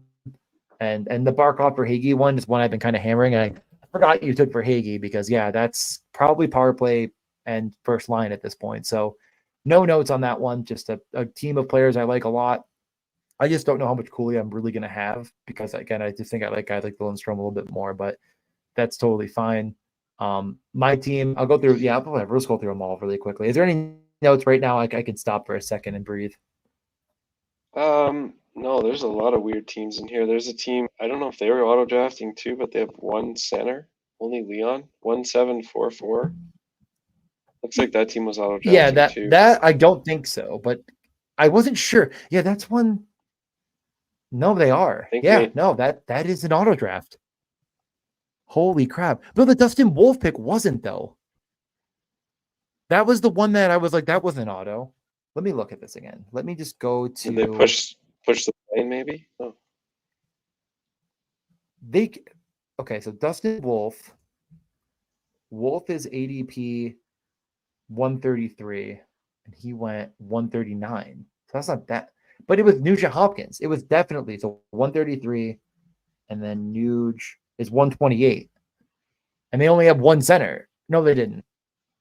No, they did. They had one center, so it's not like they could have blocked that. They would have had set.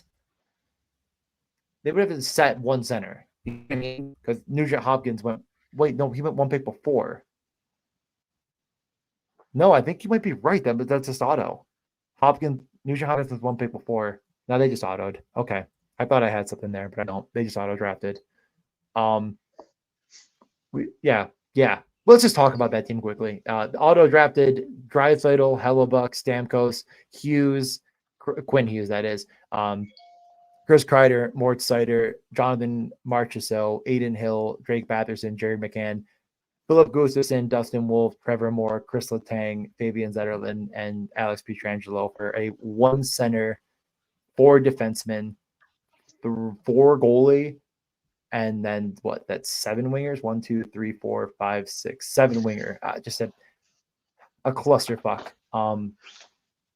You know what? We'll skip our teams to come back to them. The yeah, next drafter went. some teams. Yeah, The next drafter went 5 centers as well. Brady, Robertson, Bedard, Point, Demko, Hedman, Besser, Zibanejad, Tavares, Skinner. Don't worry. If Demko can't go, they got Cam Talbot in the 4 goalie tandem. Ryan Nugent Hopkins, Freddie Anderson in the 3 goalie tandem, Darnell Nurse, who's not going to be playing a ton, and then Drew Doughty, who's definitely not going to be playing a ton, unfortunately, and then Trevor Zegras, who's not in the top power play. I I saw what they were doing to start. I don't know if they stuck it at all. So we have the next, I think, the next 4 drafters were all great.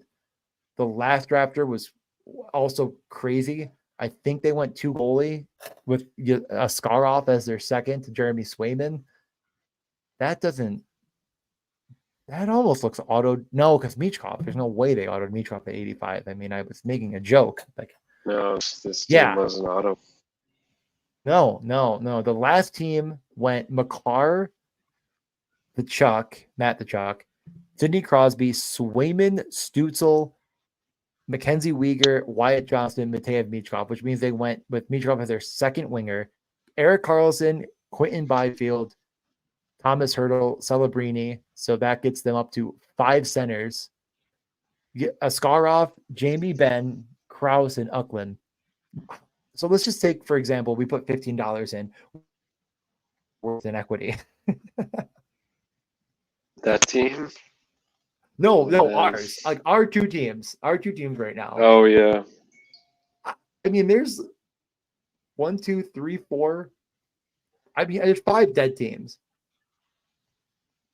You know what? If I was paying attention to this lobby, I would have just stopped at 3 goalies because I think I think our expected value here is pretty big.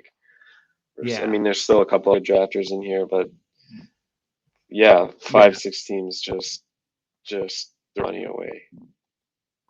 That's unbelievable. I don't know. And I've been saying like the drafts are getting softer. There's more people, but like I don't think I've seen one this bad in a while. And like when me and Matt do the streams, I feel like we just like maybe because there's only 3 spots left when we joined. There's like 1 spot left. It was just a bunch of people that were waiting around, and they turned on the football game. And they forgot about this draft, and the other people that just went off the freaking reservation. So yeah, that's a good one. Yeah, let's just read off our teams. It's 10 o'clock now, so I might get to watching. Hopefully, I think I can get the Anaheim game on. But I think we drafted a couple really, really good teams. And again, I got a little bit different with some of my guys that I don't have a ton of exposure to, but I went Pasternak, Sam Reinhart, Rasmus Dahlin, Matt Boldly, Stuart Skinner, Alex DeBrincat, Joel Eriksson Ek. So not a ton of pairings early on. It didn't really work out in my favor, but I did get at least the Eriksson Ek Boldly, Darcy Kemper, Brian Rust, and Connor Ingram. I just kind of felt like Skinner, Kemper wasn't enough, and I did want to credit grab someone. Or I may have done what you did with going with 4, but grab Connor Ingram, who I'm kind of getting higher on. I felt like my winger room really wasn't strong enough, to be honest. No, that might actually it was fine. I don't know why I felt this way because I just kind of hammered them with DeBrusque, Sanderson, and then Velarde to close out my winger room. Center was weak with only Joel Eriksson Ek. I don't know if I saved it with Fantilli and Dylan Strome, but part of the problem here is as I went over, like what 4 teams went nuclear on centers, and even with 1, it just wasn't enough. Like you had a 4-5-5-5 as far as people that drafted centers, with 3 that drafted 5. That kind of cooked me, and I think I should have been more vigilant. I did notice it a little bit, but I think that my biggest regret is going to be not taking Mark Scheifele and taking Jake Sanderson. Just I think I should have definitely got one more elite center because I don't think Fantilli and Strome are going to be enough. But it is what it is. I still think this team is pretty wild. Like the wing room I have is actually kind of out of hand. Yeah, you have really good wings. Really good wings. Sanderson's a guy I take a lot. I think he has, he's got big potential. Plus, they got the 2-4 games in the finals. That's juicy. Goalie room. I was thinking between Ingram and Sergachev there, but yeah, he can make it back to me. So that's kind of my cutoff right there for, if I don't get him, I'm kind of like, right, maybe I'll look at taking forwards now, which I ended up doing. I think I should have gone. Yeah, like your center room, I hate having a center room like that. So, I'm trying to get away from it. And that was like a big point before we started of like, I got to stop doing this. I can't get away with it. And then I just did it, which is just classic me to be like, I'm taking Jack Eichel and I'm going to win center. And then I don't get Jack Eichel and I go, never mind. I'm just not winning center anymore. I lose. I'm just forgetting about it. Yeah, but you know what? When you're in the 4 spot, don't really expect those 1, 2, 3 teams to second center at that turn. So if you're sitting there and they when Eichel and Thompson are both there, like it's a lot of regular drafters you can pass on those guys, take another wing early, and then train that on the way back. I mean, that was my theory on taking Sanderson. Yeah. Like I took Sanderson and I was like, there's no way I'm losing to I might not get Scheifele. Like maybe I lose on to Scheifele because Crazy had Connor and Ehlers, but I'm like, there's no way I lose on Scheifele and Brock Nelson. At least Brock Nelson has upside and just nope. Have to get your 4th center when you have McKinnon, Thompson, and Ruben Hintz already. Punished as always. But let's run through your team and get out of here. You want to read it off? Yeah, sure. In a room, I got Jack Eichel, Nico Hischier, and Bo Horvat. I got Eichel stacked up with Theodore. Once again, I got a lot of that. Nico Hischier and Hamilton, and Horvat and Barzell. Wingers, I got Trov and Kent, so I got that early Tampa combo. Matt Barzell, who I mentioned I got stacked up with Horvat and Fiala, one of my highest exposure guys. Great value there. To put him a lot. Dylan Gunther, I reached for, but I like him probably better than all those wingers. Jared McCann I like too, and I like Patrick Kane.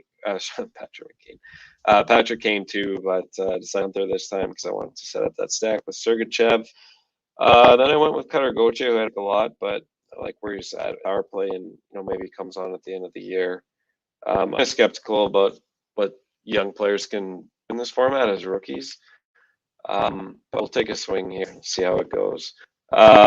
Got the anchor goalie with Ottinger and 3 late ones. Thompson. Hopefully he can emerge as a number at the end of the year. I think they'll split for the most part. Noonan, I think Georgiev's a little bit fragile, and Noonan could take over more of that this year. And then same thing with Fedotov. I think he's flyer. No pun intended there. He's a guy that I take shots on every once in a while. So that's it. 3-6-3-4. I was actually looking at the data on that from Billy Jones that he did there on Spike Week, and Hmm. it was pretty close to an advance last year, but only 2% of teams did it. And like I was saying, I don't like in those mid roundies. I mean, I spread it out. There's nobody that I'm higher on than any else, but when Anger went there, I decided I was going to go with my build, and then we ended up on. Yeah, and I think a Noonan is, you know, the tide, it could turn in his favor pretty easily. Like I I don't think I've ever capitulated on a player as hard as I did with Georgiev, where I was like, I'm not drafting any of him, and then he just punished the absolute hell out of me 2 years ago. And then last year I was like, screw But it, you won the I'm tournament going back. anyways. Well, I won the tournament anyways, but yeah, it didn't matter. Well, okay, I think he sucked in the. I don't even think he sucked. I think he actually almost buried me in the finals. Doesn't matter. I just was like, yeah, he's good. I was wrong. This is actually a good goalie, and then he just was like, I'm gonna win every game, but I suck. So I think that they might have realized like we can survive with or without him, and Noonan's just going to see enough run that he's definitely draftable. There's a lot of goalies though. Like, I mean, I'm still high on Vladar. I'm not sure if I'm as high as others. Corpusalo doesn't go in this draft. It just feels like there's a good pocket. I mean, Dostal has been going later and later. It's like someone jumped on him here, but it makes sense. He should be going at around 14, 15 now. There's a lot of good goalies at the end of drafts. And I think that, like, as time goes on, I think that the biggest takeaway from everything at the end of your drafts, like end of your draft cycle, is draft centers a bit earlier, wait maybe a little bit on goalie, not get carried away with it. Like, I think that you did it correctly, though. Like, take one of the elite goalies, and if you end up missing on everyone in the middle, the only player that really fell to you is Kemper. And if you didn't want him there because maybe you're overexposed or you think LA could be a little bit worse now without Doughty, totally makes sense. And it's not like Kemper was, always going 90. He was starting way lower. So it's not like you're getting this crazy ADP value overall. I think it's fine to take teams. Like, kind of my theory is like, this is totally justifiable. I think you did better than I did it last stream. So I think this is a better way of building it. Any last notes before we close out and go watch more hockey and ignore the NFL? Yeah, just I mean,